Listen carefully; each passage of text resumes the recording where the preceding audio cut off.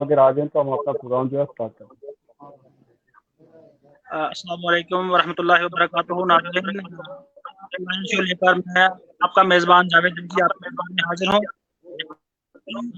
मैं कहीं दूर-दराज़ इलाके में था जहाँ पर बैटरी की प्रॉब्लम रही है, तो मैं आज जैसे अपना आज के इस प्रोग्राम में मेज़बानी के फ़राइज़ अंजाम देने के लिए दावत-ए-सुख़न पेश करता हूँ इख़लाक़ महमूद साहब को। इख़लाक़ महमूद साहब, आप आगे से प्रोग्राम की कार्रवाई सँभालेंगे।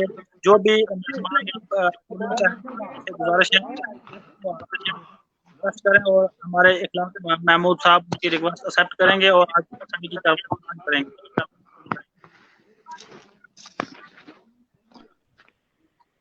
अस्सलामु अलैकुम। उम्मीद करता हूँ आप तमाम वालेकुम सलाम पैनलिस्ट वरहमतुल्लाहि वबरकातुहू। आज हमारे साथ कुछ और पैनलिस्ट भी जुड़े जाएंगे और जो अभी तक हमारे साथ मौजूद है पैनलिस्ट, उनमें बिलाल मखदूमी साहब पीडीपी के एक अच्छे खासे वर्कर हैं। इसके साथ साथ तनवीर अहमद तांत्रे जो बिदार से जिनका तल्लक है और जेकेपीएम के प्रेसिडेंट है मंडी ब्लॉक के। तो जैसा कि बिलाल मखदूमी साहब और तनवीर साहब आप बेहतर जानते हैं कि आज का जो हमारा टॉपिक है वो आपको बाखूबी इस चीज़ से इल्म है, तो उसी चीज़ को हम आगे बढ़ाते हुए प्रोग्राम को आगे बढ़ाते हुए सबसे पहले हम बिलाल मखदूमी साहब के पास जाएंगे, क्योंकि हमारा जो अभी कुछ देर पहले जो इलेक्शन हुआ डीडीसी का, तो उसमें भी इनका बहुत अहम रोल रहा है डीडीसी साहिबा को जिताने में। और आपकी जो खासकर ग्राउंड के ऊपर, जो फील्ड के ऊपर इन्होंने जो नुमाइंदगी की है वो बहुत अच्छी रही है। तो पहला हमारा जो सवाल रहेगा वो बिलाल मखदूमी साहब ही से रहेगा कि बिलाल मखदूमी साहब, आपको भी बेहतर पता है कि इलेक्शन को लगभग 1 साल हो चुका है, साल के करीब करीब। तो अभी तक जो हमारे डीडीसी साहिबा हैं ग्राउंड के ऊपर मौजूद नहीं है, इस चीज़ को आप कैसे देखते हैं?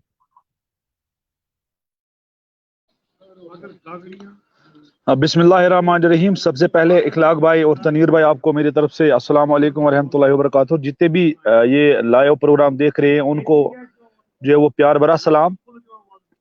जो आज आपने टॉपिक रखा है, यकीनी मैं भी चाहता था कि इस टॉपिक पे बात हो। तो जावेद रशीद साहब ने जब रब्ता किया तो मैंने कहा चलो ठीक है, अच्छा टॉपिक रखा आपने। जहां तक 2 दिन पहले भी एक लाइव शो में मैंने एक बात कही थी कि ये जो बीडीसी और डीडीसी का इलेक्शन यहाँ पर यूटी जम्मू एंड कश्मीर में हुआ है, 370 और 35A को खत्म करने के बाद ये सिर्फ और सिर्फ एक लॉलीपॉप की मानद था। मैंने पहले भी कहा था जब बीडीसी का इलेक्शन हुआ, मैं एज ए कैंडिडेट खुद भी था, ठीक। लेकिन उसके बाद जिन हजरात ने उसमें जीत हासिल करके जो आगे इंतजामिया के साथ गए थे काम करवाने के लिए, वो भी कहीं ना कहीं फील्ड पर जो है वो नाकाम साबित हुए हैं। उसके बाद जो डीडीसी का इलेक्शन हुआ, हमने तब भी कहा था और मैं आज भी कह रहा हूं, वो सिर्फ एक जंग थी मरकज के दरमियान और यहाँ के जो हमारे रीजनल पार्टीज हैं उनके दरमियान। वो एक जंग थी। उस जंग में लोगों ने उस वक्त जो बढ़ चढ़ के हिस्सा लिया था। आपने एक बात कही कि यहाँ के जो डीडीसी साहिबा थे उनको जो है वो जिताने में ये बिलाल मखदूमी साहब ने अहम रोल अदा किया था। मैं ये कहूंगा कि वो मेरा अहम रोल नहीं था, बल्कि वो अवाम मंडी का बिलखसूस मैं ये कहूंगा कि हर एक का अहम रोल था कि जिन्होंने यहाँ पर जो है वो मरकजी हुकूमत के खिलाफ उस वक्त वोट दिया था। और जो हमने लोगों से बात की थी, मैं आज उस जो है वो मसले पे अभी भी स्टैंड हूँ और जहां तक भी हो सके हम उस मसले पे बात करते रहेंगे और आगे भी करेंगे।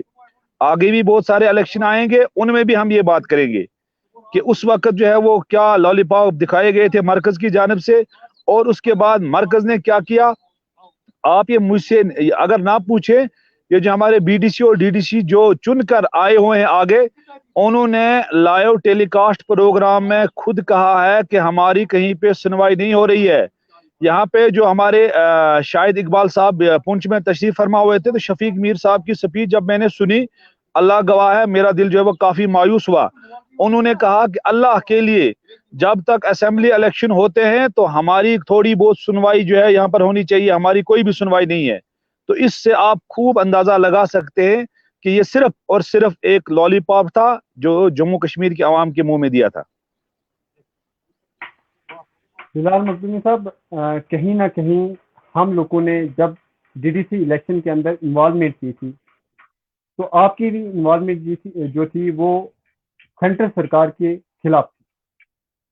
उसी चीज को मद्देनजर रखते हुए आपने नेशनल कॉन्फ्रेंस का साथ दिया, और नेशनल कॉन्फ्रेंस का जो मंशूर था वो सिर्फ इतना था कि 370 को वापस लाना और 35 को वापस लाना। इसी चीज पर हमने वोट भी जो है अवाम से लिए गए, और आप बेहतर जानते हैं तो अवाम ने भी इसी चीज को सराहना करते हुए नेशनल कॉन्फ्रेंस को जो है इक़्तिदार में लाया।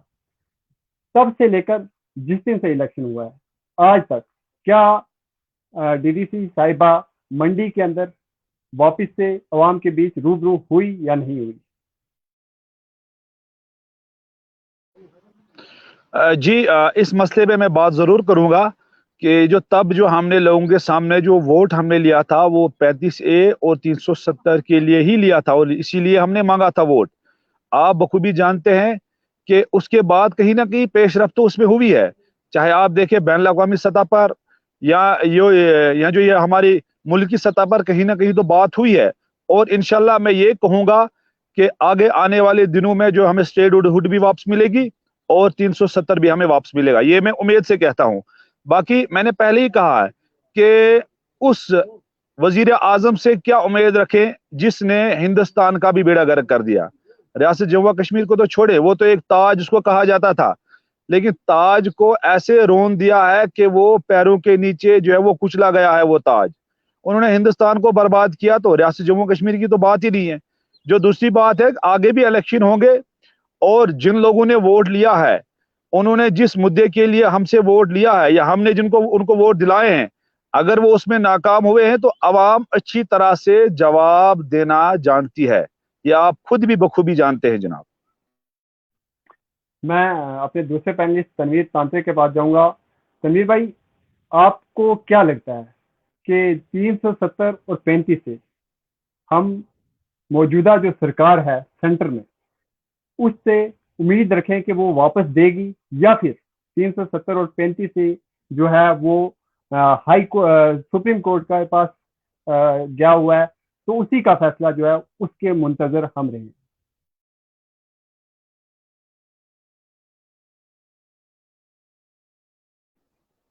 तनवीर साहब माइक ऑन करें, माइक आपका भी म्यूट पे। हाँ हाँ, अस्सलाम वालेकुम। तो मैं इखलाक भाई आपका बहुत शुक्रगुजार हूँ, और साथ साथ में जावेद रेशी साहब का, जिन्होंने हमें एक ऐसा प्लेटफॉर्म मुहैया करवाया जिस पे हम अपनी बात जो है वो रख सकते हैं और आवाम तक पहुंचा सकते हैं। और मेरे बड़े भाई बिलाल मखदूमी साहब, तो जहां तक इखलाक भाई आपने सवाल किया, आपने सवाल भी किया और जवाब भी दे दिया साथ में ही। तो उसका जवाब जो थोड़ा बहुत बचा कुचा हो वो मैं आपको जरूर दूंगा। मैंने कुछ और पूछा है। मैंने ये कहा कि हम लोगों की, मंडी की आवाम की ये उम्मीदें हैं कि 370 और 35 से वो सेंटर के पास है, लेकिन सेंटर ने जो था वो मुनक़ता कर दिया, टोटल खत्म कर दिया। अब ये जो 370 और 35 से है, मैं आपकी बात पर आता हूँ इखलाक भाई, अब आपकी बात पर आता हूँ मैं। जहां तक 370 और 35A की बात रही, ना हमें ये भाजपा सरकार वापस दे सकती है, ना और कोई आने वाली सरकार। ये केस जो है ऑलरेडी सुप्रीम कोर्ट में चल रहा है। जब भी हमें कोई वापस दे सकता है, ये सुप्रीम कोर्ट ही हमें वापस दे सकता है, और उसी पर हमारी उम्मीद जो है वो लगी हुई है। और अफसोस से आज एक बात कहना चाहूंगा इखलाक भाई, आज अफसोस से एक बात कहना चाहता हूं। जब लीडर हमारे बड़े बड़े दावे करते हैं, कहते हैं कि 370 और 35A वापस आएगा, वो हमारी वजह से आएगा, और स्टेटहुड जो वापस आएगा वो हमारी वजह से आएगा, लेकिन अफसोस से कहना पड़ता है जिस स्टेटहुड की ये बात कर रहे हैं वो स्टेटहुड का भी, इस स्टेटहुड का जो है प्राइम मिनिस्टर हुआ करता था। आके इन लोगों ने जो है चीफ मिनिस्टर पर खड़ा कर दिया।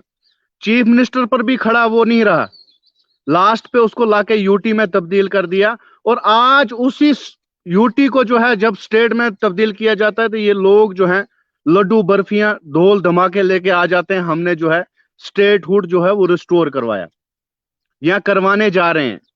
लेकिन इखलाक भाई, मैं वाज़िया तौर पर एक बात कह देना चाहता हूं, ये पहले से ही स्टेट थी, इसकी हमें कोई खुशी नहीं है कि स्टेटहुड हमें वापस मिल रहा है, ये जब पहले से ही स्टेट थी। अफसोस इस बात का है कि इस स्टेट को जो है 3 हिस्सों में जो है तब्दील कर दिया हुआ है। इस बात पर अगर मैं जाऊं बहुत लंबा होगा, मैं सीधा उसी बात पर आता हूं जिस जो मुद्दा इस आज का टॉपिक है कि हमारे लीडर, मंडी की खास करके मैं बात करूं, वोट लेने के बाद कहां पर हैं और मंडी की नुमाइंदगी कौन करता है, मंडी का लीडर कौन है। तो इखलाक भाई, मैं बताना चाहूंगा, मंडी की लीडर पहले भी अवामी रही है और इंशाल्लाह आने वाले वक्त में भी अवामी है, क्योंकि हमारा रहबर जिनको हम चुन के भेजते हैं वो हमारे पास रहना जो है वो गवारा नहीं करते हैं, क्योंकि वो दूसरी जगहों पर रहना गवारा करते हैं जहां पर उनके आलीशान बंगले हैं, गाड़ियां हैं, सिक्योरिटी लगी हुई है। वो मंडी में कहाँ आना गवारा करेंगे और कहाँ इन गरीब लोगों के सुनेंगे। आपने जैसे फरमाया कि 370 पर यहां पर वोट मांगेंगे, 35A पर यहां पर वोट मांगेंगे, और यह हकीकत है।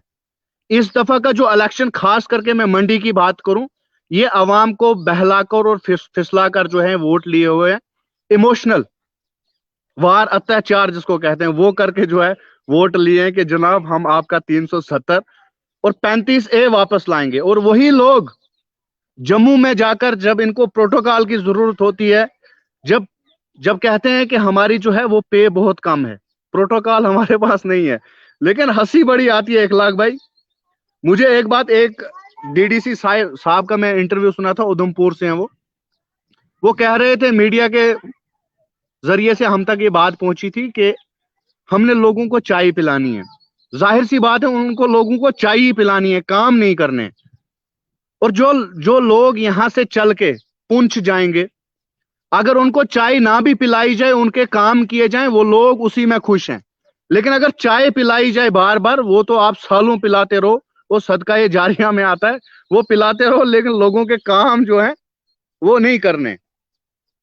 ये हाल है। अपने मुफाद के लिए ये लोग इकट्ठा और एक प्लेटफॉर्म पर आ जाते हैं, लेकिन गरीब आवाम के लिए ये कभी एक प्लेटफॉर्म पर ना आए, ना आएंगे, ना ये आना चाहते हैं।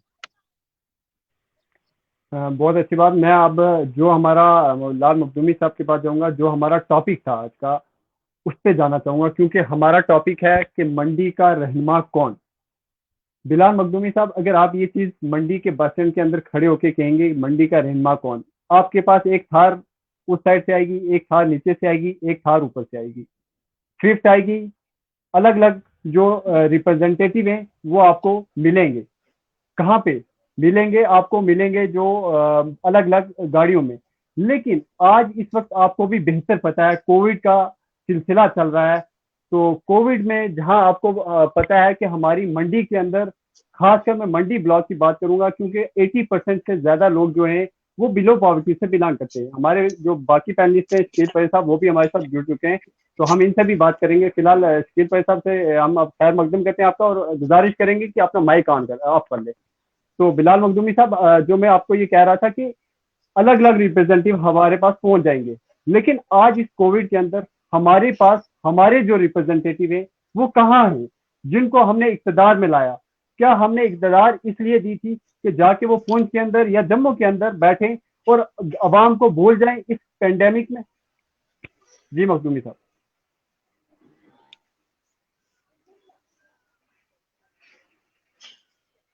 माइक ऑन करें। मैं माजर चाहूंगा कि आपकी आवाज साफ नहीं आ रही थी, शायद मेरी नेटवर्क में प्रॉब्लम है। अगर सुनने में कहीं गलती हो तो आप जो है वहां पे दुरुस्त मुझे जरूर करेंगे।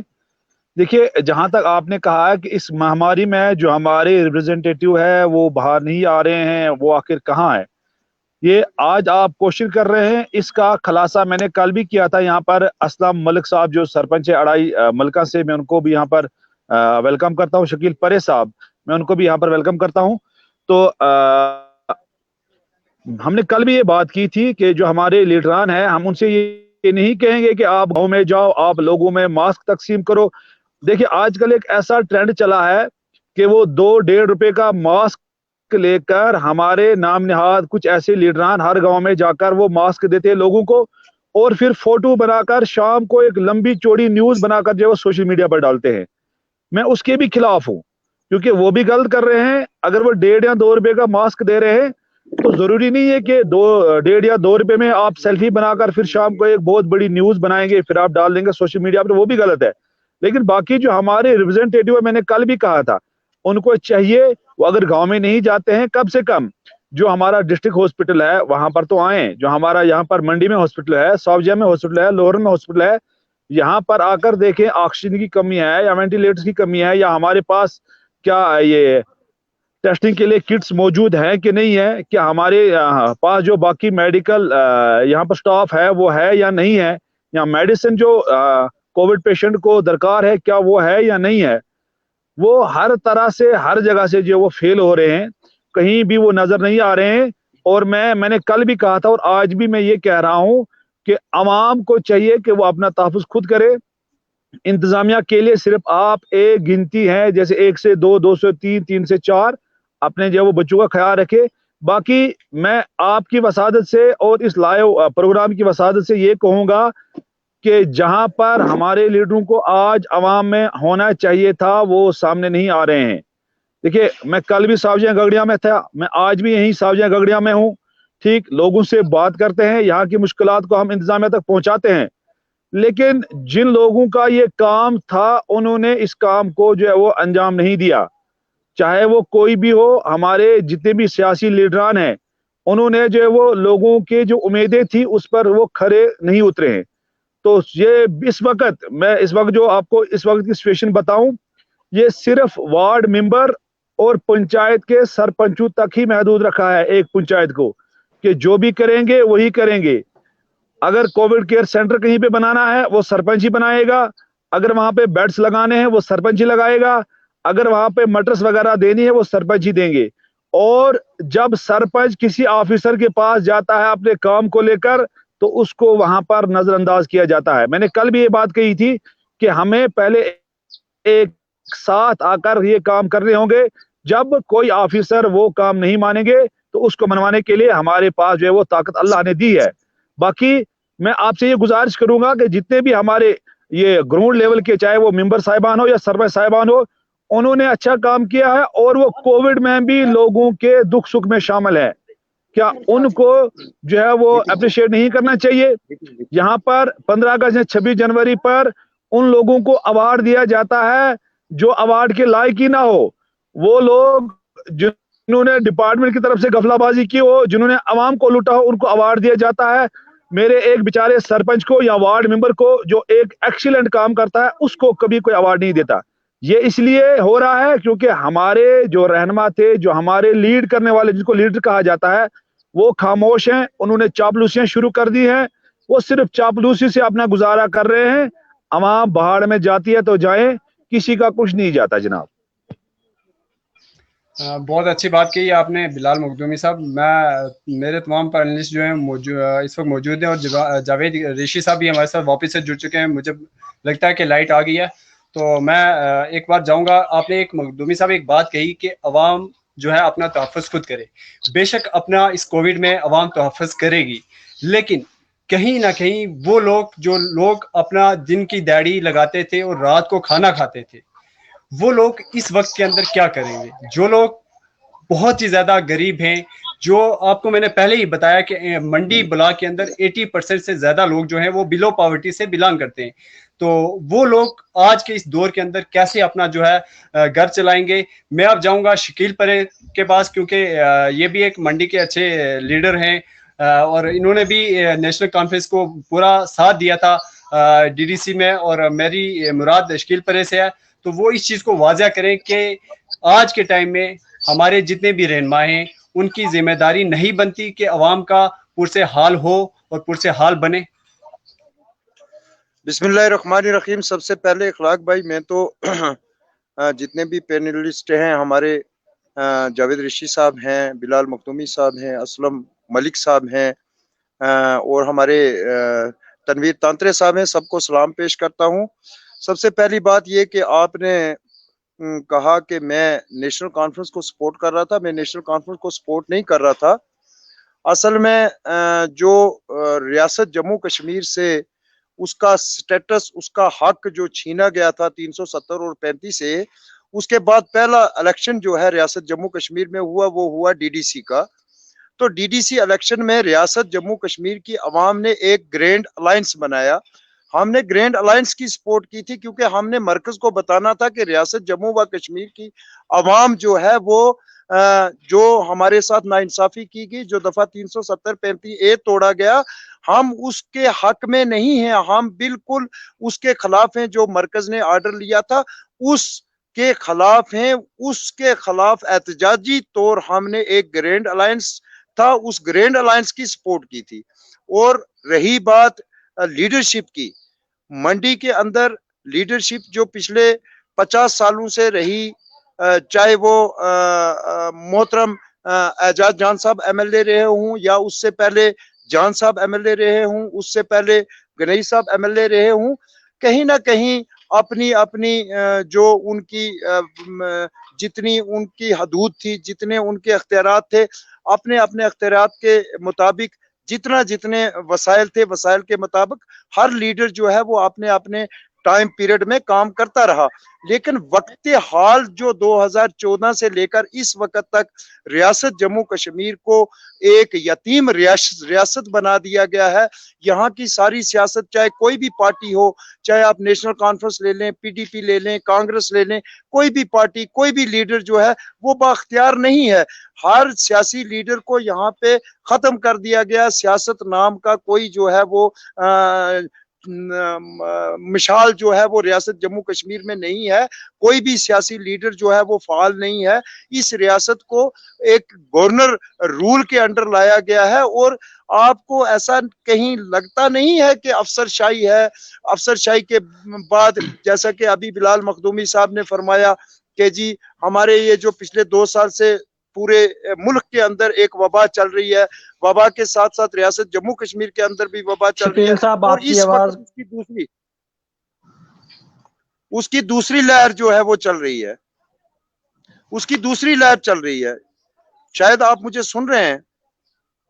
जी जी, आपकी आवाज आ रही है। दूसरी लहर चल रही है, और दूसरी लहर में हिंदुस्तान के अंदर आपने खुद देखा कि कितना जो है हमने उसका खमियाजा भुगता। और आज आप देखिए रियासत जम्मू कश्मीर के अंदर जो हमारे पंचायत के representative, first tier, second tier, third tier तो कहीं नजर नहीं आ रहा है। वो इलेक्शन जो थर्ड टायर का था, वो मैंने पहले भी 1-2 बार प्रेस कॉन्फ्रेंस दी और प्रेस कॉन्फ्रेंस में कहा कि वो कुछ फरिश्ते आए थे, यहाँ पे फरिश्ते आए और चले गए। थर्ड टायर तो कहीं नजर नहीं आ रहा है। और इस वक्त अगर अवाम में है, फर्स्ट टायर है, सेकंड टायर है, तो कहने का मतलब ये है कि जब सरकार ही इस किस्म के जो एडमिनिस्ट्रेटिव ऑर्डर हैं वो निकाल रही है, जैसा अभी बिलाल मखदूमी साहब ने फरमाया कि हर पंचायत के अंदर कोविड आइसोलेशन सेंटर बनाया जाए, आइसोलेशन सेंटर बनाया जाए, तो यहाँ के जो सरपंच हजरात है और पंच हजरात, जबकि आप खुद देखिए कि सरपंच साहिबान को 2500 रुपया महाना तनख्वाह मिलती है और पंच साहिबान को 1000 रुपया महाना तनख्वाह मिलती है। लेकिन जो जिला के एडमिनिस्ट्रेटिव हैं उन्होंने कहा जी कि ये जो बेड्स लगाने हैं आइसोलेशन सेंटर में, वहां जितनी भी फैसिलिटी प्रोवाइड करनी है वो सारी पंच और सरपंच करेंगे। अवामी ताउन से पंचों और सरपंचों ने वो किया।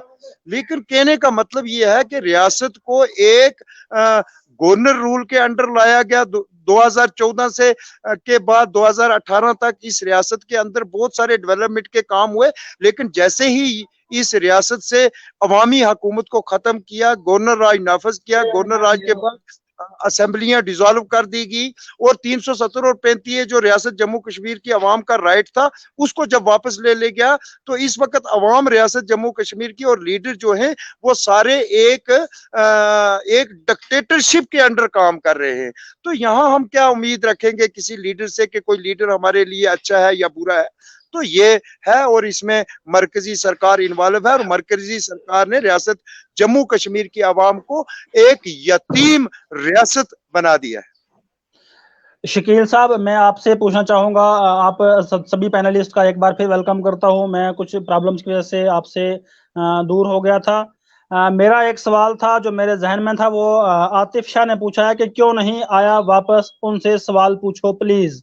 मतलब कहने का ये है कि आपने ग्रैंड अलायंस को सपोर्ट किए पर रिसेंटली जो डीडीसी इंतखाबात हुए उसमें।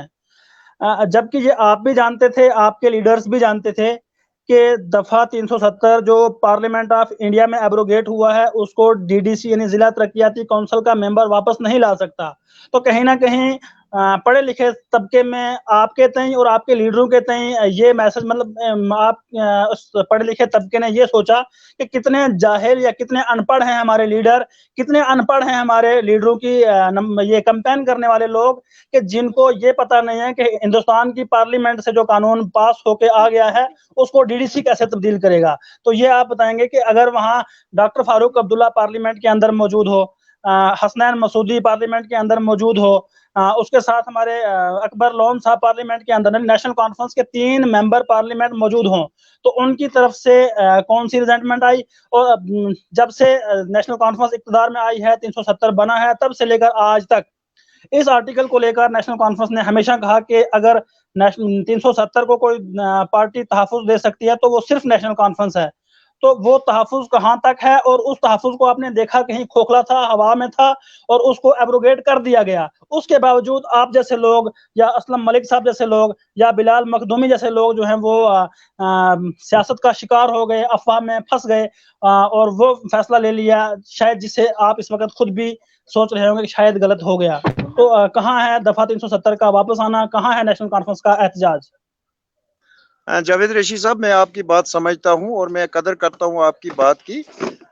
बेसिक मैंने पहले भी जावेद रेशी साहब ये बात बताई है कि रियासत जम्मू कश्मीर के अंदर जो डीडीसी मेंबर बने हैं, जब पार्लियामेंट मेंबर इस पे मरकज के सामने हमारी रियासत जम्मू कश्मीर के 4 या 5 पार्लियामेंट मेंबर हैं, 4 या 5 पार्लियामेंट मेंबर, इस तरह वो एक मुहावरा है हमारे इलाके का, वो पहाड़ी विच कहते हैं कागा विच कोयल, तो वो एक मतलब उतना वो बड़ा असर नहीं करता कि हमारे पार्लियामेंट मेंबर जो हैं वो वहां पे बात करेंगे, उनको उनकी बात सुनी जाएगी। जो डीडीसी इलेक्शन हुआ उसमें किसी ने कहा कि हम ये हमारे जो डीडीसी मेंबर बनेंगे, ये डीडीसी मेंबर जो है ये रियासत जम्मू कश्मीर में 35A 370 वापस लाएंगे। ऐसा नहीं था, ये हमें भी पता था कि डीडीसी मेंबर तो दफा 370 नहीं ला सकते। बेसिक हमें मरकज को एक मैसेज देना था। रेशी साहब, आप मेरी इस बात को समझिए, हमें एक मैसेज देना था कि रियासत जम्मू कश्मीर के अंदर 370 और 35A को जब खत्म किया गया, उसके बाद पहला डीडीसी इलेक्शन हुआ और वो अवामी इलेक्शन था कि अवाम ने वोट करना था। ग्रैंड अलायंस बना, अगर ग्रैंड अलायंस के पास 0 सीटें हो जाती या 175 से कम सीटें हो जाती, तो बीजेपी ने पूरी दुनिया में एक मैसेज देना था कि देखो जी, रियासत जम्मू कश्मीर की आवाम जो है वो चाहती है कि दफा 370 और 35A जो खत्म किया गया वो ठीक है।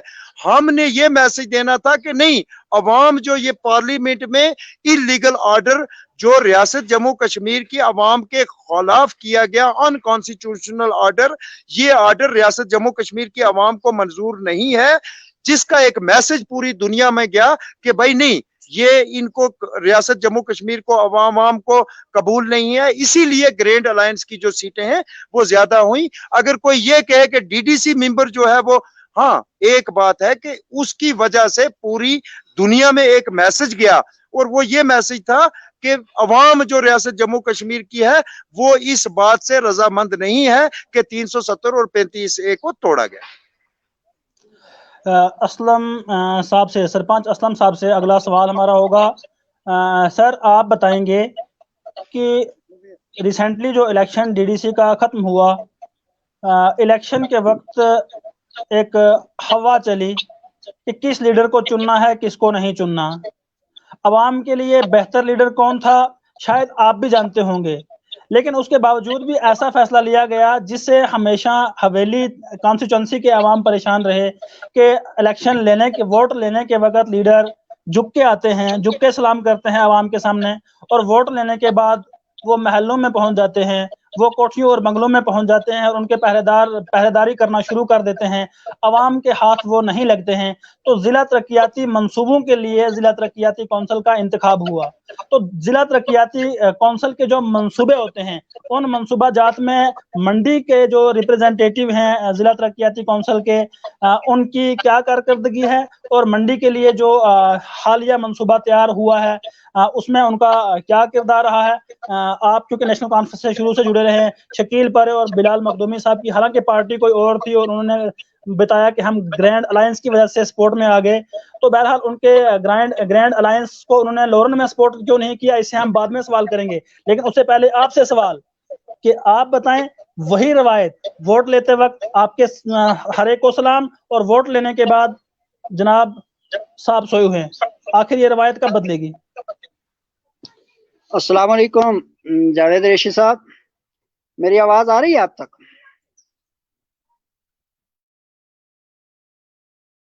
आप माइक ऑन करें, आपने माइक ऑफ कर दिया। जी जी, आवाज आ रही है आप मेरी?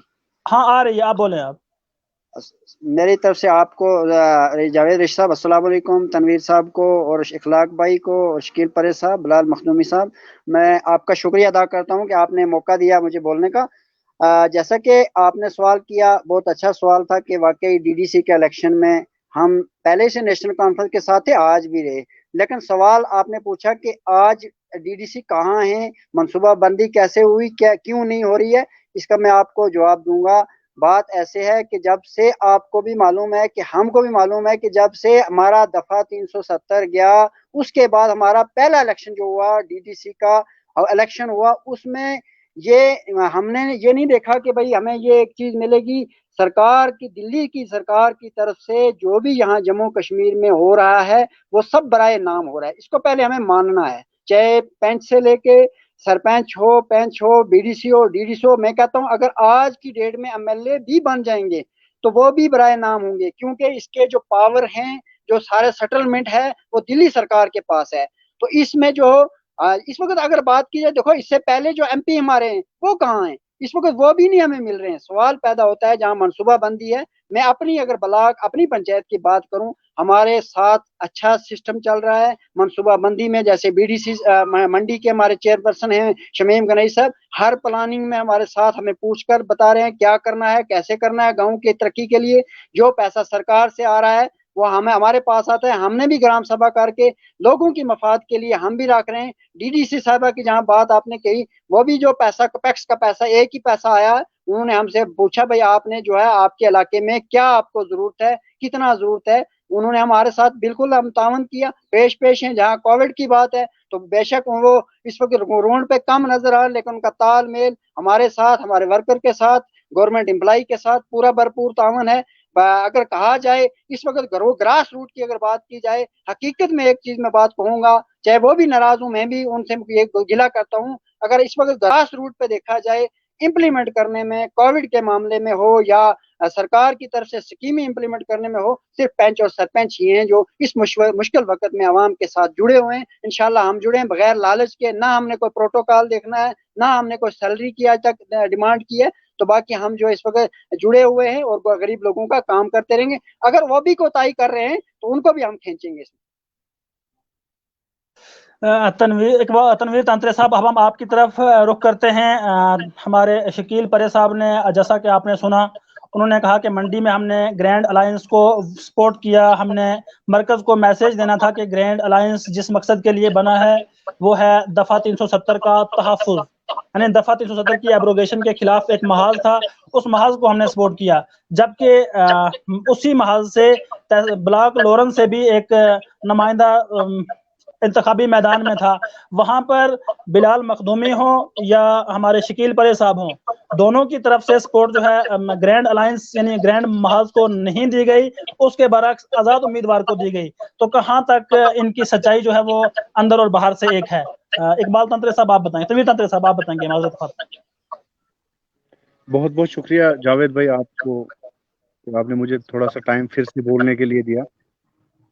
और सबसे पहले तो मैं माजरत खा हूँ, मैं शकील परे साहब के सलाम पेश करता हूँ क्योंकि हमारे बाद में जुड़े हैं, और असलम खान मोहम्मद असलम मलिक साहब को। तो शकील परे साहब दिल पे नहीं लेना ये बात जो आपने कही है। पहले तो मेरी गुजारिश है कि आप अपनी माइकें बंद कर दें क्योंकि आवाज जो है वो। जी जी शकील परे साहब, तो आपकी बात पे जावेद साहब आपका सवाल मैंने सुना, तो मैं सीधा शकील परे साहब की बात पर आता हूँ। शकील परे साहब दिल पर नहीं लेना, तो मैं आपका ही कहने पे मैं आता हूँ। हकीकत है जिस दिन इलेक्शन खत्म होता है, इलेक्शन के 2 दिन के बाद जो है शकील परे साहब और बिलाल मखदूमी साहब लोरन में एक तकरीर करते हैं जिसमें शकील परे साहब वाज़ेह तौर पर यह कह देते हैं कि जिनकी हमने सपोर्ट की वो तो खानदानी बेईमान है। मैं तो ऐसा नहीं कह सकता हूँ, ये शकील परे की जुबान है और सोशल मीडिया पर बड़ा वो वायरल भी हुआ था। लेकिन मुझे इस बात की एक समझ नहीं आई कि इनको पहले क्यों पता नहीं चला, इलेक्शन के 2 दिन के बाद क्यों पता चला। और जहां पर मैं पहले ही कह चुका हूं, जहां पर 370 और 35A की बात है, 35A 370 ना हमें भाजपा वापस दे सकती है, ना कांग्रेस दे सकती है, ना नेशनल कॉन्फ्रेंस और ना PDP। ये केस जो है सुप्रीम कोर्ट में है। जब भी हमें इंसाफ मिलेगा वो सुप्रीम कोर्ट से मिलेगा। मैं पहले भी कह चुका हूं, फिर वापस से दोहरा रहा था। ये आवाम को एक बेवकूफ बनाने की साजिश की गई थी। तो मैं ये आपके ही कहने पे आता हूं कि अगर गुपकार अलायंस की इन्होंने सपोर्ट की तो लोरन में क्यों नहीं की? वहां पर भी तो गुपकार अलायंस का एक कैंडिडेट था, तो वहां पर आजाद उम्मीदवार जो था वो गुपकार का था। यहां पर जो आजाद उम्मीदवार था वो जो था वो भाजपा का टैग लगा हुआ था उसके ऊपर। लेकिन यहां पर जो गुपकार था वो अच्छा था, लेकिन वहां पर जो गुपकार था वो गलत था। और अवाम को इस बात की अभी तक समझ नहीं आ पाई, हमारे रहबरों की, जो अवाम से देखो अभी तक ब्लॉक मंडी की अगर मैं बात करूं तो DDC अभी तक किसी ने देखा नहीं। पहले तो मैं उनके लिए दुआ करूंगा, अल्लाह उनको तंदुरुस्ती दे, ऐसी सेहत अता फरमाए कि हमारे काम जो है वो हो। लेकिन मैं शकील परे साहब से पूछना चाहूंगा कि वो अवाम के बीच नहीं गए। आप ही लोग और हम ही लोग जो है वो अवाम के बीच गए, अवाम से बहलाकर फुसलाकर वोट लिए, लेकिन लास्ट पे वो वोट किसकी तिजोरी में हमने डाले, इस चीज पे हमें सोचना है। जबकि 2 दिन पहले उन्हीं लोगों के लिए वोट मांगे, 2 दिन के बाद उन्हीं के खिलाफ जो है वो तकरीर की, और आज भी ये कह रहे हैं, कहीं ना कहीं ये दोगली सियासत कहूंगा मैं इसको, ये अवाम को बेवकूफ बनाने की। लेकिन मैं शकील परे साहब कहना चाहूंगा, इस दफा जो है अड़ाई की आवाम भी ज्यादातर बेवकूफ नहीं बन पाई। उन्होंने भी जो है 65% वोट जो है वो अपोजिशन को डाले हैं। जिसके साथ आप थे 370 था और 35A था, और जिसके साथ बीजेपी का टैग था उसको 65% वोट जो है वो अड़ाई से पड़े हैं। लेकिन आवाम जो है वो आज भी बेवकूफ नहीं है। तो मेहरबानी करके एक ट्रैक पे चढ़ा जाए, एक ट्रैक पे ये सोच समझ के लिया जाए कि आवाम की बेहतरी कहां से होगी। इलेक्शन के टाइम क्या हो जाता है मुझे समझ नहीं आती। इतने अच्छे अच्छे लोग जो हैं बहक जाते हैं, फुसल जाते हैं और कहीं को लेके वो डूबते हैं। जावेद साहब। शकील परे साहब, आपकी तकरीर का हवाला देकर तनवीर तांत्रे साहब ने कहा कि आपने लोरन में इलेक्शन के दूसरे दिन ही कह दिया था कि जिन पर हमने भरोसा किया वो खानदानी बेईमान हैं। किसकी तरफ आपका इशारा था? जिसको आपने अवाम से वोट दिलाए, अवाम को जिनके लिए आपने बेवकूफ बनाया। और आज मैं आपसे एक और बात कहूं कि मैंने इस डिस्ट्रिक्ट पुंछ का एक पंचायत देखी जहां अनअपोज्ड सरपंच चुना गया, अनइलेक्टेड सरपंच चुना गया। तो जब लोग उसके पास काम करवाने के लिए जाते हैं तो वो कहता है, उस सरपंच का कहना है कि मैं आपके पास वोट लेने आया था। तो कहीं ना कहीं आज आपका मंडी ब्लॉक का जो BDC मेंबर है वो भी शायद ये सोचकर कि मैंने तो किसी से वोट मांगे नहीं, वोट शकील परे ने मांगे, वोट मोहम्मद असलम ने मांगे, वोट बिलाल मखदूमी ने मांगे, तो जाने अवाम जाने ये। तो अब आप एक तरफ से कह रहे हैं वो खानदानी बेईमान है, दूसरी तरफ आपने उनके लिए वोट मांगे हैं। तो अब आप वजाहत पेश करेंगे कि बेईमान के लिए आपने वोट क्यों मांगे?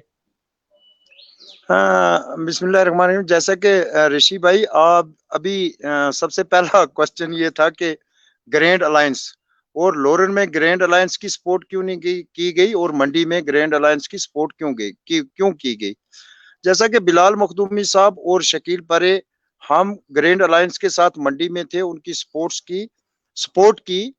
तो लोरन की जो लोरन के लिए आपने सवाल पूछा है, लोरन में मंडी में जो ग्रैंड अलायंस था उसमें नेशनल कॉन्फ्रेंस के एजाज जान साहब की वालदा मोहतरमा अतीका जान जी इलेक्शन लड़ रही थी नेशनल कॉन्फ्रेंस की तरफ से, और जो मोहतरमा शनाज गनई साहिबा इलेक्शन लड़ रही थी वो भी नेशनल कॉन्फ्रेंस की साबका एमएलसी थी, वो भी उसी का एक पार्ट थी, नेशनल कॉन्फ्रेंस का दूसरा पार्ट इलेक्शन लड़ रहा था। किसने कहा बीजेपी का टैग, किसने नहीं कहा बीजेपी का टैग, उससे मुझे कुछ लेना देना नहीं है। अलबत्ता लोरन में जो 2 या 3 लोग इलेक्शन लड़ रहे थे उसमें भी पीडीपी के ही तीनों पार्ट थे। एक शाह मोहम्मद तांतरे साहब थे जिन्होंने पीडीपी से इस्तीफा दिया और आजाद इलेक्शन लड़ रहे थे। दूसरे शमीम गनई साहब थे जिनको पीडीपी ने टिकट दी हुई थी। तीसरे शहजाद खान साहब थे जिनको पीडीपी से जो निकले और आजाद इलेक्शन लड़ रहे थे। तो अब आप खुद अंदाजा लगाइए कि अगर वहां 3, और दूसरी बात यह है कि आपने कहा जी कि हमने लोरन में क्यों नहीं, हम लोरन के रहने वाले नहीं थे। अब जैसा कि नेशनल कॉन्फ्रेंस की तरफ से शनाज गनई मोहतरमा जो है वो एमएलसी रही, 5 साल एमएलसी रही, 5 साल एमएलसी रहने के बाद उन्होंने आजाद इलेक्शन लड़ा। तो नेशनल कॉन्फ्रेंस की ही एक टीम जो है वो मोहतरमा शनाज गनई साहिबा के साथ थी और नेशनल कॉन्फ्रेंस को बुरा भला कह रही थी। और उसी तरह अगर लोरन में शाह मोहम्मद तांतरे साहब इलेक्शन आजाद लड़ रहे थे और हमने तो इलेक्शन कैंपेन में लोरन में जाके शाह मोहम्मद तांतरे साहब की ना तो सपोर्ट की और ना ही ग्रैंड अलायंस के खिलाफ के। हाँ, अलबत्ता जब शाह मोहम्मद तांतरे साहब इलेक्शन के बाद वहां एक जलसा किया और उस जलसे में मैंने एक तकरीर की थी, वो तकरीर मेरी पहाड़ी में तकरीर थी, और आपने जो कहा कि खानदानी बेईमान है, ऐसे अल्फाज तो मैंने वो तकरीर आप कहीं सुने, तो ऐसे अल्फाज मैंने ये कहा था कि कुछ लोगों ने हमें धोखा दिया जिनकी नस नस में बेईमानी है। अब वो कुछ लोग कौन है? तो ऐसा तो मैंने कुछ नहीं कहा कि किसी की खानदान पे और या किसी कोई खानदानी बेईमान है, ऐसे अल्फाज मैंने इस्तेमाल नहीं किए और मैं करूंगा भी नहीं ऐसे अल्फाज इस्तेमाल। तो बाकी नवीयत आपने सारी देख ली कि अगर मंडी में कोई 2 लोग इलेक्शन लड़ रहे थे जो मुकाबले में थे, दोनों नेशनल कॉन्फ्रेंस की 2 टीमें थी, और लोरन में जो इलेक्शन लड़ रहे थे तीनों लोग जो हैं वो पीडीपी से थे।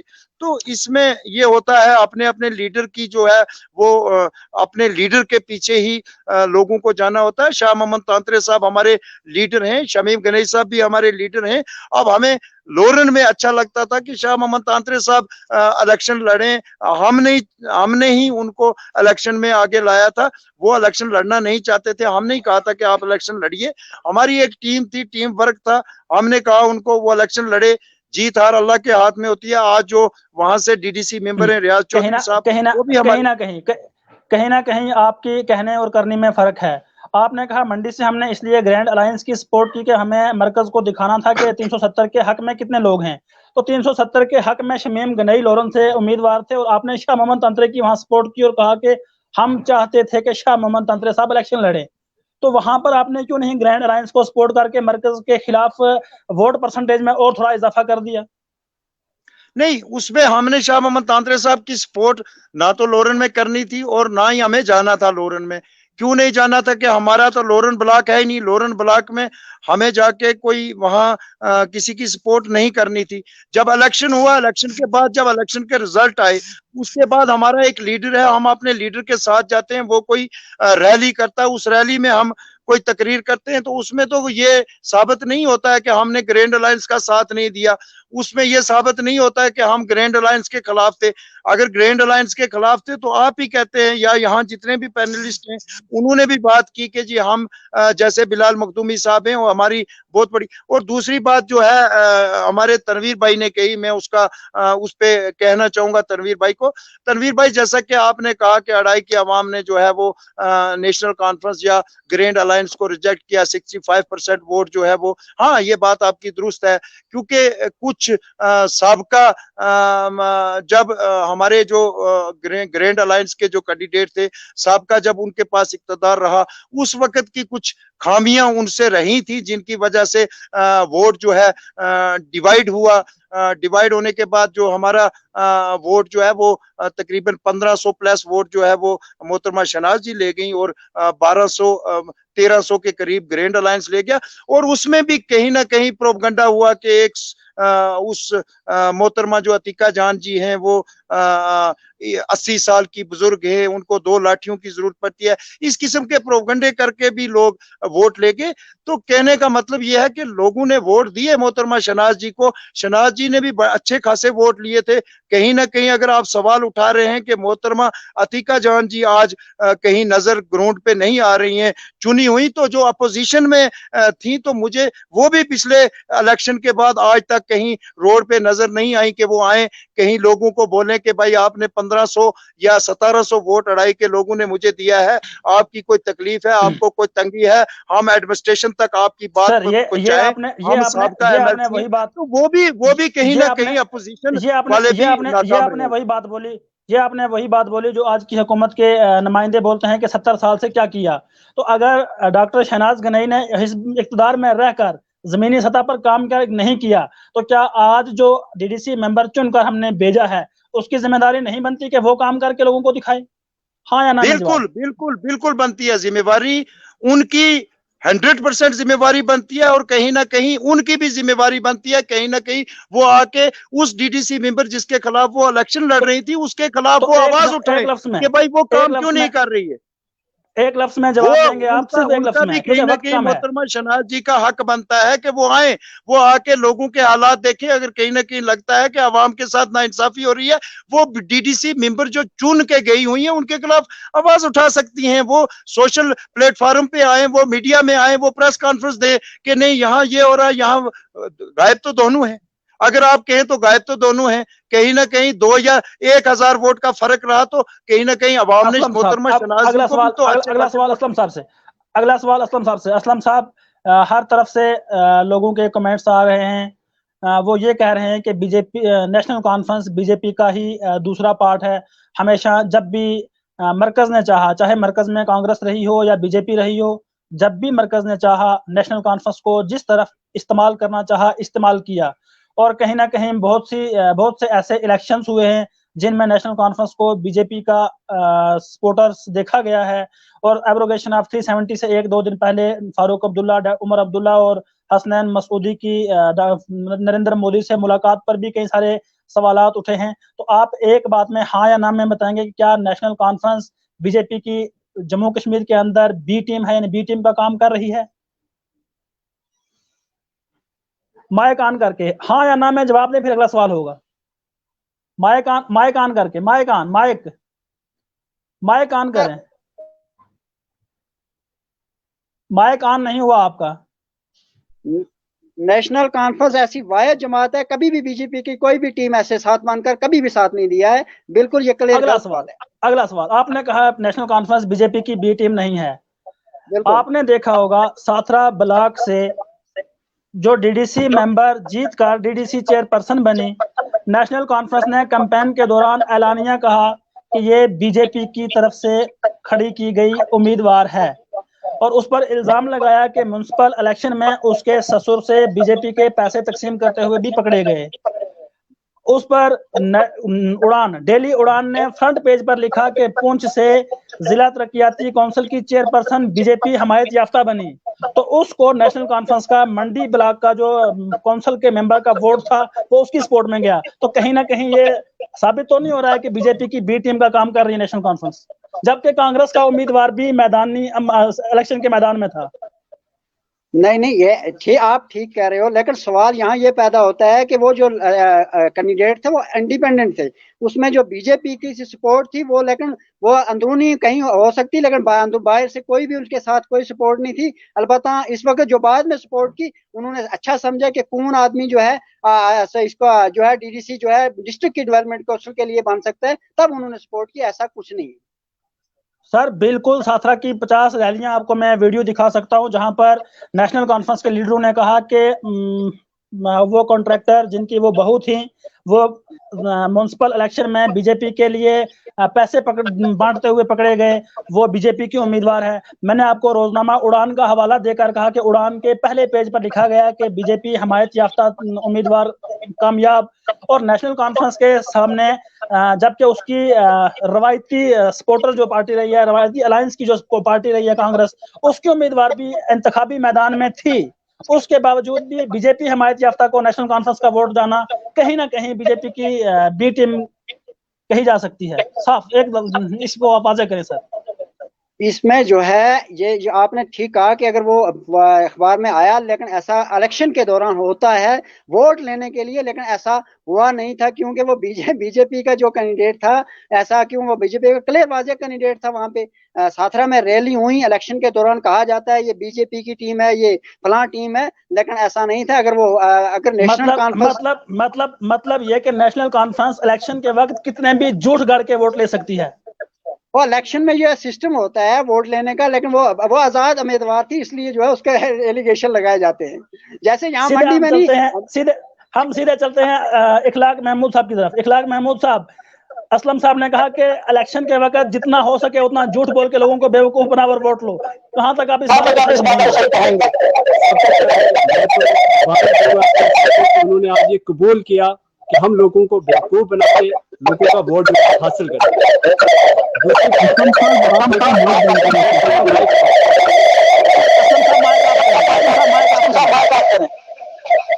कि इन्होंने आज कबूल कर लिया।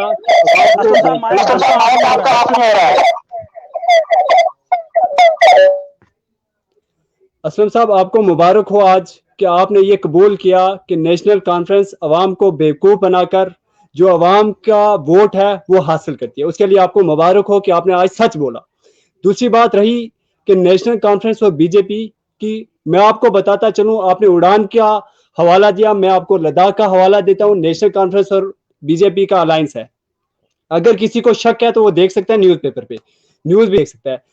तो तीसरी बात जो आज कहा, हमारा मेन मुद्दा था कि नेशनल कॉन्फ्रेंस और इन्होंने कहा, शकील परेश साहब ने कहा कि हमारी जो अपोजिशन थी वो कहाँ पे गायब है और जो हमारी डीडीसी साहिबा हैं वो कहाँ पे गायब है। रेशी साहब, ये आज से नहीं, ये 70 साल से अवाम मंडी के साथ होता रहा है। चाहे वो आजाद जान साहब हो, चाहे वो शाह मोहम्मद तांत्रे साहब हो, चाहे वो कोई भी लीडर हो, हमेशा आपने देखा होगा कि हमारा पुंछ डिस्ट्रिक्ट जो है उसका रिप्रेजेंटेटिव मंडी ब्लॉक से होता है। लेकिन मंडी ब्लॉक के अंदर डेवलपमेंट देखें कहाँ पे है। मैं आपको हकीकत आप बात रखें, मंडी की डेवलपमेंट कहाँ है। आज हमारे मंडी के अंदर सर्जन नहीं है, आप आज हमारे मंडी के अंदर फिजिशियन नहीं है। ये हालात हमारे मंडी की हॉस्पिटल की है। और मंडी की रोड्स की हालत देखें आप, अगर आज 2014 से बीजेपी इक़्तिदार में है तो 2014 से पहले जो है वो हमारी ही यहाँ की जो सियासत जो एनसी थी या पीडीपी थी या बीजेपी थी, ये लोग इक़्तिदार में थे। तो इन्होंने क्या किया? अगर हम बीजेपी को क्रिटिसाइज कर सकते हैं, लेकिन हमें क्रिटिसाइज जो है यहाँ की जो पॉलिटिकल पार्टीज थी उनको भी क्रिटिसाइज करना। कहीं ना कहीं यहाँ के जो मंडी के या डिस्ट्रिक्ट पुंछ के खासकर पुंछ के जो लीडर थे, रिप्रेजेंटेटिव थे, उन्होंने अवाम को बेवकूफ बनाया। अवाम से वोट लिया और जाके मंडी जम्मू जाके गुश्ताबे खा के वापस 4 साल के बाद वापस आए और नेक्स्ट ईयर जाके बताते हैं हमें कि भैया वापस से इलेक्शन आ गया और गुज्जर खतरे में, कश्मीरी खतरे में जनाब कोई नहीं होता, इनकी कुर्सियां खतरे में होती है। ये हाल हमारी पुंछ की जो रिप्रेजेंटेटिव हैं उनके आज के इस दौर के अंदर, जहां कोविड जैसी महामारी चल रही है, जो लोग दिन को दिहाड़ी लगा के रात को अपने घर वालों का पेट पूजा करते थे, वो लोग कैसे अपना जो सर्कल चलाएंगे? कभी ये किसी ने सोचा? हम मास्क, सैनिटाइजर ये तो दे सकते हैं, लेकिन कभी उन लोगों के पास देखो कि उन लोगों के पास खाने को कुछ है? 80% से ज्यादा लोग जो ऐसे हैं जो बिलो पॉवर्टी से बिलोंग करते हैं, उन लोगों का किसी ने नहीं पूछा। और हमारा ये फर्ज बनता है कि हमारी डीडीसी साहिबा जो है, चाहे हम उस वक्त अपोजिशन की सपोर्ट कर रहे हैं, लेकिन आज उनका फर्ज बनता है कि वो अवाम के बीच आए और अवाम से पूछे कि आपकी जरूरियात क्या है। अगर इस वक्त कोई सरपंच अवाम के बीच मौजूद है तो डीडीसी साहिबा क्यों नहीं मौजूद? अगर उनको लगता था कि मैं वहां पे मौजूद नहीं हो सकती तो फिर उनको इलेक्शन नहीं लड़ना चाहिए था। उनको अगर ये लगता था कि आजाद जान साहब जो है इलेक्शन में आगे पीछे, शकील परेश साहब जो है वो लोगों से वोट हासिल कर लेंगे, तो फिर उनको इस चीज का बखूबी इल्म था कि मैं कल भी नहीं जाऊंगी अवाम के बीच। फिर क्यों अवाम को बेवकूफ बनाया गया है? जी तनवीर साहब, इखलाक साहब आप माइक बंद करेंगे।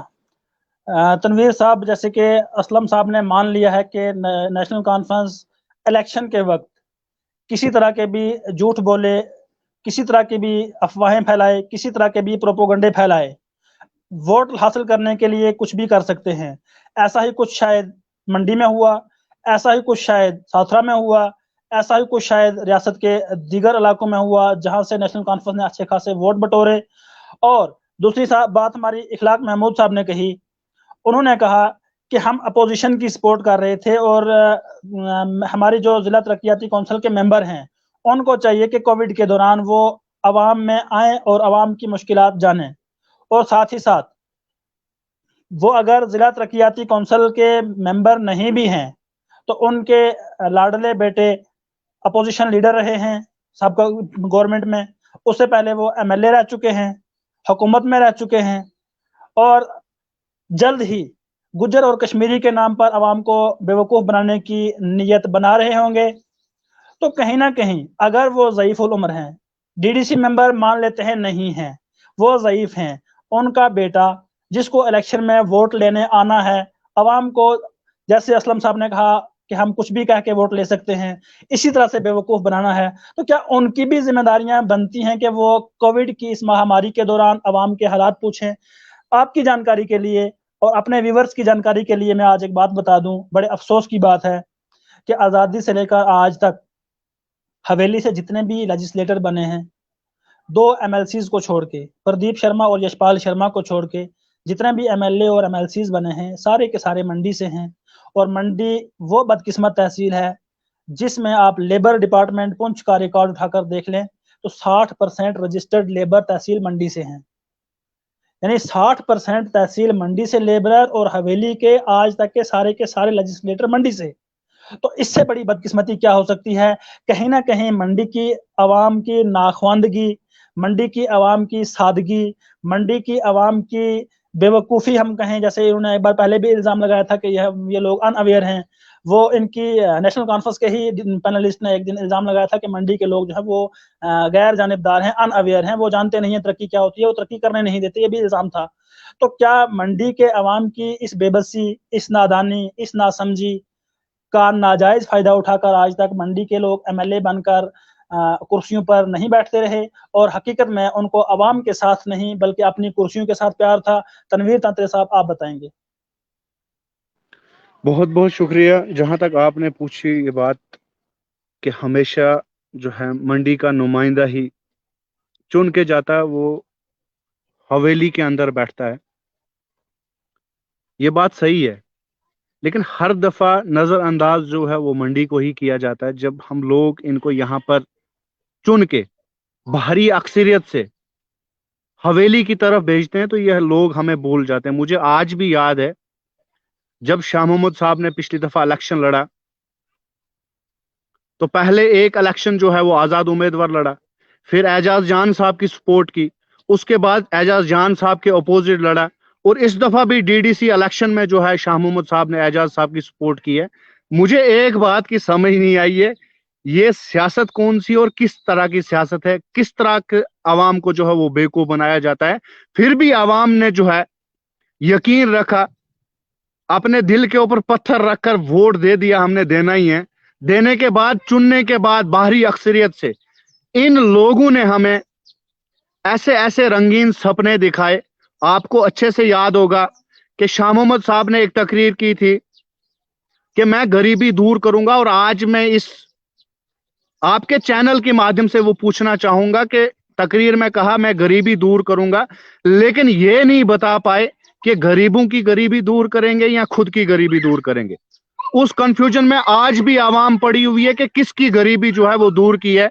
ये निशाना जो है नेशनल कॉन्फ्रेंस की तरफ भी है शाह मोहम्मद साहब से, और शाह मोहम्मद साहब ने एक बात वाज़िया तौर पर कही थी कि लोरन के अंदर एक शानदार गंडोला लगाया जाएगा। हंसी आती है जब नौजवान पढ़े लिखे हुए इस बात को समझेंगे कि ये गंडोला क्या है, जबकि पूरे रियासत जम्मू व कश्मीर में ये गंडोला एक ही है जो कश्मीर के अंदर लगा हुआ है। ये लोरन में कौन सा गंडोला लगाने लगे थे? जावेद रेशी साहब, आप जानते हैं कि हमें दरिया के इस पार से उस पार अगर घास ले जाना हो तो वो रस्सी लगाते हैं। तो वो लोग वो गंडोला समझ के जो है वो इंतजार करते रहे, शाह मोहम्मद साहब रस्सियां देंगे, हम घास पार लेके जाएंगे। लेकिन हकीकत में जो गंडोला है वो कश्मीर के अंदर एक ही है, जो ये लोग लोरन के अंदर लाना चाहते थे, और लोरन को फिल फोर जो कनेक्ट जो है करना चाहते थे श्रीनगर के साथ। आप भी जानते हैं आधा रास्ता है, उधर ही ब्लॉक है। इन्होंने कोई भी डेवलपमेंट जो नहीं किया, चाहे नेशनल कॉन्फ्रेंस रही हो। असलम मलिक साहब ने तो ये क्लियर कह दिया है कि हमने लोगों को बहलाकर और फुसलाकर वोट लिए हैं, और ये हकीकत भी है, लिए भी हैं। हमारे यहाँ की आवाम जो है सादा टाइप की आवाम है, जो मोड़ना चाहे जिधर उधर मुड़ जाती है। लेकिन मैं आज इस लाइव के जरिए से असलम साहब तक ये मैसेज पहुंचाता हूं कि असलम साहब, मेहरबानी करके 21वीं सदी लगने वाली है, अब लोगों को बेवकूफ मत बनाया जाए। अब एक ऐसा ट्रैक पकड़ा जाए जिस पे लोगों की जो है वो डेवलपमेंट हो, ना कि लोगों को बेवकूफ बनाया जाए। 370 की बात हुई, 35A की बात हुई। हालांकि शकील परे साहब ने कहा कि तीसरा टायर जो है वो मजबूत किया। पहले 2 टायर हमने देख लिए और तीसरे टायर को भी देखा। जो टायर जो है 370 और 35A की बुनियाद पर खड़ा हुआ, लेकिन पहले 2 पंचर थे। इनको कैसे पता था ये एक टायर पर चल जाएगा? और उन्हीं नेशनल कॉन्फ्रेंस की जिन्होंने इनको सपोर्ट की, उनके 3 MP रहने के बाद उन्होंने वक्ती हुकूमत के मुंह पर रिजाइन नहीं मारा कि हमें 370 और 35A चाहिए। उन्होंने 2 इलेक्शनों में नहीं कूदे, अंदर से तो लगे रहे, चूहे बिल्ली का खेल खेलते रहे, लेकिन उन्होंने कहा कि हम जो है ये इलेक्शन नहीं लड़ेंगे। ना उन्होंने सरपंची, ना उन्होंने BDC और DDC का जैसे नाम पड़ा, ऐसे उठ गए जैसे खूंखार नहीं उठते हैं, कूद पड़े उस इलेक्शन में। अगर नहीं तो वो भी तो साबित हो सकता था, गवर्नमेंट ऑफ इंडिया को पता चल जाता कि लोग इलेक्शन नहीं लड़ रहे हैं, इनकी मांग है 370 और 35A।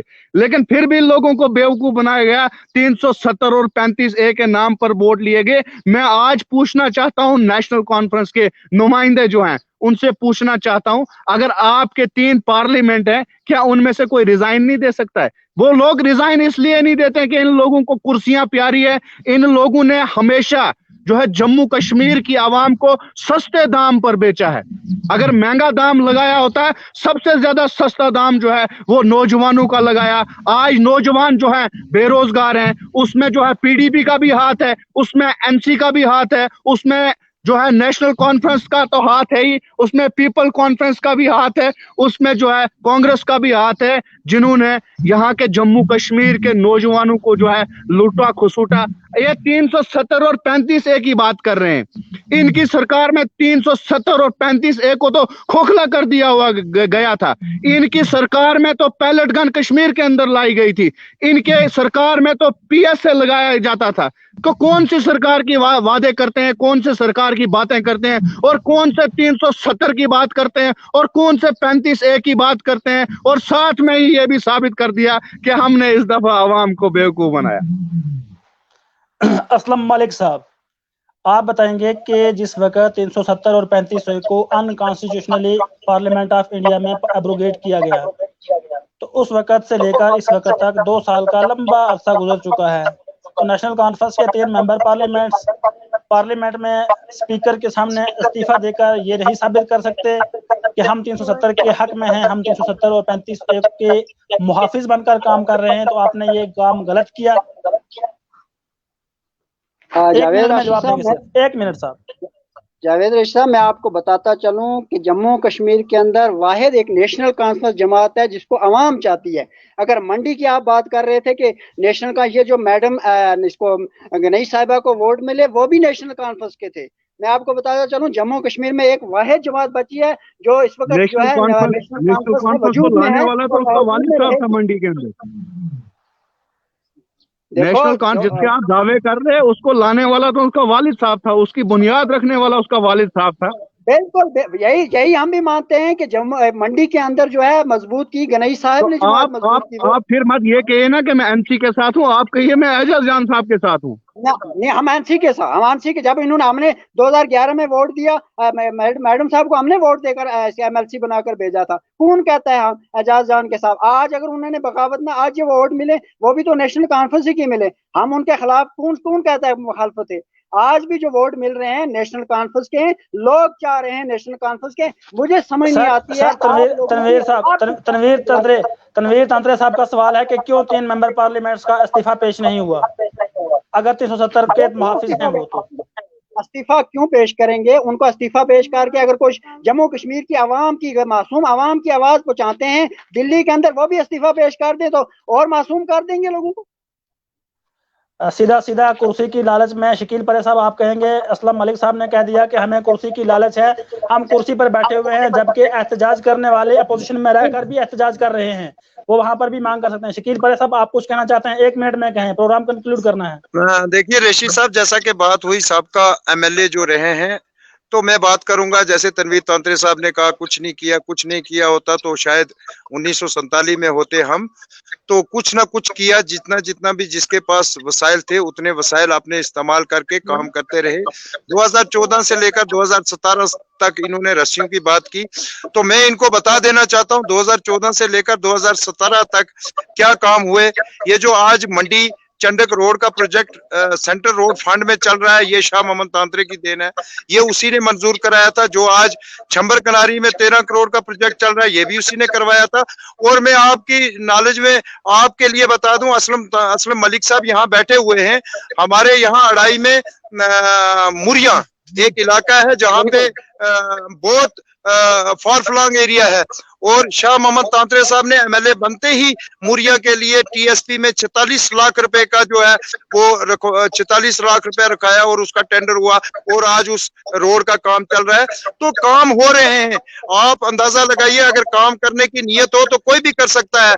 हमने पंचायत लेवल पे, हमारे यहाँ पे जो पंचायत है, पंचायत लेवल पर तकरीबन आज हमारी जो है हवेली से लेकर कीरा तक, जिन लोगों को पिछले 50 सालों से ये जो जिनकी बात कर रहे हैं, ये एमएलसी साहिबा, ये जितने भी लोग हैं, इन लोगों ने कभी नहीं अवाम को देखा। लेकिन आज आप देखिए कि एक पंचायत ने जिसके पास बहुत मखसूस फंड्स होते हैं, बहुत मखसूस वसाइल होते हैं, और 1 किलोमीटर जो है वो रोड की जो है हवेली से लेकर कीरा तक अर्थ कटिंग हो रही है, और लोगों को रोडों की सहूलियत मिल रही है। लोगों को जितने भी उनके बुनियादी सहूलियात की जरूरत है, बिजली है, पानी है, ट्रांसफार्मर है, ये सारी चीजें मिल रही हैं। ये कह देना कि लोगों का खून चूसा, नौजवानों का खून चूसा, हाँ अलबत्ता कहीं ना कहीं हमारी सरकारें जो हैं वो इस चीज में नाकाम रही हैं कि अगर रियासत जम्मू कश्मीर की लीडरशिप ने आपस में इत्तेफाक रखा होता तो शायद आज मरकजी बीजेपी जो है वो बीजेपी हमारे ऊपर सवार ना होती, और आज हम इमरजेंसी के नीचे ना होते, यहाँ पे अवामी सरकार होती और अवाम के काम होते। शकील साहब एक सवाल, आपने कहा कि 3 साल की आपने कारकर्दगियां शाह मोहम्मद तांत्रे साहब की गिनाई, और साथ में कहा कि इससे पहले के लीडरों ने कुछ नहीं किया। अगर आप जानते हैं कि इससे पहले के लीडरों ने कुछ नहीं किया, ये नहीं कहा मैंने, ये नहीं कहा मैंने, पैसे ये नहीं कहा, सॉरी रेशी साहब, मैंने ये नहीं कहा पहले लीडरों ने कुछ नहीं किया। मैंने ये कहा कि पहले लीडरों के पास जितने वसाइल थे, अपने वसाइल के मुताबिक उन्होंने भी किया। मैं ये कहता हूं कि जो लीडर था जितने वसाइल थे उतना करता गया। ये कहना बिल्कुल गलत होगा कि किसी लीडर ने कुछ नहीं किया। आपने कहा कि इतना उन एमएलए ने नहीं किया जितना आज पंचायत कर रही है। ये जुमला इससे साफ आया होता है कि पहले लीडरों ने वो नहीं किया जो पंचायत कर रही है। यानी मैं मेरी बात आप समझे नहीं। मैं ये कहता हूं कि आज उतने वसाइल पंचायत के पास है, एक पंचायत के पास उतने वसाइल मौजूद हैं जितने आज से 10 साल पहले या 15 साल पहले एक एमएलए जिसको पूरी कॉन्स्टिट्यूंसी देखनी होती थी उतने वसाइल उसके पास थे। तो कहने का मतलब मेरा ये है कि जितने जितने वसाइल जिस एमएलए के पास रहे, असलम तांत्रे साहब यहाँ सरपंच हैं इलाका के, उनको पता है कि आज से 5 साल पहले या 3 साल पहले एक सरपंच के पास 10 या 20 लाख रुपया साल का के वसाइल आते थे। आज उसी पंचायत के पास 60 से 70 लाख या 80 लाख के करीब वसाइल हैं, और वो उसमें अपने जो काम है, जो एज पर गाइडलाइन काम करने होते हैं, वो काम कर रहे। तो मेरे कहने का मतलब है कि ये कह देना कि जितने भी लीडर इस पुंछ के रहे हैं, गनई साहब से लेकर मीर पुंछी से लेकर शाह मोहम्मद तांत्रे तक, किसी ने कोई काम नहीं किए। जिसके जितने जितने वसाइल रहे उन्होंने काम किए। शकील परे साहब ने साफ कह दिया कि पुंछ में जितने भी लीडर आए उनमें से सबने काम किया। अवाम का इल्जाम मैंने कई जगह देखा, कुछ कमेंट्स भी आ रहे हैं कि कौन कहता है कि लीडरों ने काम नहीं किया, सबने तो अपने अपने मकान बना लिए। इखलाक महमूद साहब, आप आखिर में 1 मिनट में कंक्लूड की तरफ ले जाएंगे प्रोग्राम को कि आज के प्रोग्राम का उन्वान। सर, आपने जो उन्वान के लिए कहा, मैं उससे पहले 1-2 चीज़ें ज़रूर कहूँगा कि हमारा जो उन्वान था वो ये था कि आज के इस कोविड पेंडेमिक में हमारे जो रहनुमा थे वो कहाँ पे। सबसे पहले असलम साहब, शकील परे साहब, तनवीर साहब और बिलाल मखदूमी साहब तो हमारे बीच इस वक्त मौजूद नहीं है। इन चीज़ों पर गौर करने की हमें ज़रूरत है क्योंकि हम लोगों ने इनको इक्तदार दिया है। चाहे आपने जिस मर्जी की सपोर्ट की हो, इक्तदार हम लोगों की वजह से है। आज इन लोगों को आपके रूबरू होना जरूरी था। अगर मंडी के जो डीडीसी साहिबा हैं या उनके जो बेटे हैं, उनको कम अज कम अवाम के बीच होना लाजमी था। उसके साथ साथ मैं आपको ये जरूर कहूंगा कि इन्होंने कहा, शकील परे साहब ने एक चीज के जो वसाइल आज से कुछ देर पहले एक एमएलए के पास था, वही आज सरपंच साहब के पास मौजूद है। तो क्या हमारी वो वसाइल होने के बावजूद ये हमारी पंचायतों के हालात सुधरे हैं? इस चीज पे भी हमें गौर करने की बहुत जरूरत है। और साथ साथ में मैं बिल आखिर प्रोग्राम हमारा जो कंक्लूड हो रहा है, मैं ये आने अपने जितनी भी डीडीसी साहिबा हैं, खासकर मंडी की डीडीसी साहिबा, उनसे गुजारिश करूंगा कि अवाम के बीच आए। मंडी की अवाम आपके इंतजार में है, क्योंकि आपको कुर्सी इसलिए दी थी कि 370 नहीं लाया, ना ही 35 लाएंगे, 35 से लाया जाएगा, बल्कि अवाम की जो आवाज है उसको आगे लाया जाएगा। अवाम की आवाज को लेफ्टिनेंट गवर्नर के सामने रखा जाएगा, अवाम की डेवलपमेंट को सामने रखा जाएगा। मंडी की जो हॉस्पिटल की कंडीशन है, आज आप एक बेहतर अंदाजा लगाएं, अगर हमारी मंडी के अंदर 50 से 100 पेशेंट जो है कोविड पॉजिटिव आते हैं, तो उनके लिए हमें रखने के लिए जो हॉस्पिटल में जगह मौजूद नहीं है। हमें क्या जरूरत आन पड़ी कि हमें हर पंचायत के अंदर जो है सेंटर बनाना पड़ा कोविड का। अगर हमारे हॉस्पिटल जो है मंडी या पुंछ के अंदर बेहतर होते, तो हमें जो है पंचायत के अंदर जो है कोविड सेंटर बनाने की जरूरत नहीं थी, मेरे को जहां तक लग रहा है। और आज इस प्लेटफॉर्म से हम ये गुजारिश करेंगे अपनी डीडीसी साहिबा से कि वो आवाम के बीच आए और गरीब आवाम के पुरसे हाल बने। उस आवाम को वोटों के लिए इस्तेमाल मत करें, खुदारा आवाम के बीच आके आवाम की जो है सुनवाई करें। शुक्रिया। शकील अहमद कही कि आज जो सरपंच को पावर मिले हैं, ये पहले एमएलए को भी नहीं मिलते हैं। तो इसी से मिलता जुलता सवाल नजीर अहमद राठौर ने किया है। उन्होंने कहा कि it means BJP empower panchayat. तो शकील साहब ने क्या नेशनल कॉन्फ्रेंस पंचायत को एम्पावर नहीं कर सकी? क्या आपकी पीडीपी पंचायत को एम्पावर नहीं कर सकी? क्या आज से पहले यहाँ आने वाली कांग्रेस पंचायत को एम्पावर नहीं कर सकी? आपका ये कहना कि आज जो वसाइल पंचायत के पास हैं, ये पहले एमएलए के पास नहीं होते थे, यही कहीं ना कहीं बीजेपी की सपोर्ट में आपने बात कह दी है और बीजेपी की तरफ आपकी अंदरूनी रूह जो है उसका होना इंडिकेट कर रहा है। आज का प्रोग्राम हम इन्हीं अल्फाज के साथ इख्तिताम पजीर करते हैं कि नेशनल कॉन्फ्रेंस की तरफ से जो यहाँ पैनलिस्ट बात कर रहे थे, उन्होंने कहा कि इलेक्शन के वक्त नेशनल कॉन्फ्रेंस सच कहे, झूठ कहे, प्रोपोगंडा बनाए, वोट लेना हमारा हल मकसद है। शकील परे साहब ने कहा कि हम मंडी में ग्रैंड अलायंस की सपोर्ट करते थे, लोरन में हम ग्रैंड अलायंस के खिलाफ इसलिए थे, मंडी में हम सपोर्ट कर रहे थे कि मरकज को दिखाना था, जबकि लोरन में मरकज को दिखाने की जरूरत नहीं थी। तो तनवीर तांत्रे साहब ने दोनों के साथ जो बात की है कि नेशनल कॉन्फ्रेंस ने, कांग्रेस ने, बीजेपी ने और पीडीपी ने जम्मू कश्मीर के लिए कुछ नहीं किया।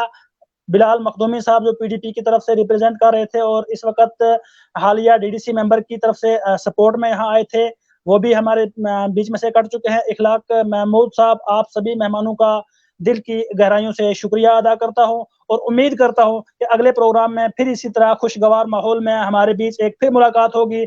हम मजीद अलग अलग मुद्दों पर चर्चा करेंगे, गुफ्तगू करेंगे। उम्मीद है कि हम सबको मिलकर सियासत को बालाए ताक रखकर मंडी के लिए एक नए लीडर को तलाश करने की जरूरत है। सच ये है, हकीकत ये है, कोई माने या ना माने, हम सब का, असलम साहब का हो, शकील परे साहब का हो, तनवीर तांत्रे साहब का हो या कि बिलाल मखदूमी साहब का हो, सबके दिल की यही आवाज है कि मंडी को आज तक वो लीडर नहीं मिला जो मंडी के अवाम की तकदीर बदले। इस तकदीर बदलने वाले लीडर की तलाश रहेगी। इस तलाश की जदोजहद हमें जारी रखनी है। तब तक के लिए खुदा हाफिज।